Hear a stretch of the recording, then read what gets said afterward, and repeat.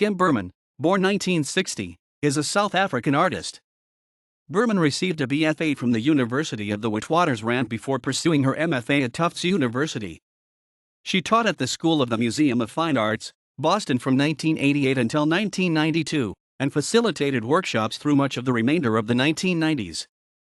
Later in her career she returned to South Africa, where she has been involved in the development of collaborative printmaking projects. Currently director of the Artist Proof Studio in Newtown, Johannesburg, she has worked as senior lecturer in the Fine Arts Department of the Technikon at the University of the Witwatersrand and at the University of Johannesburg.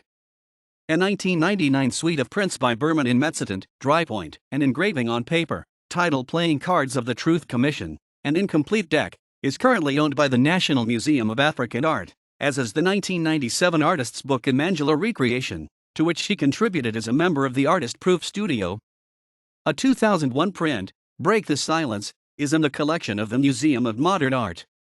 References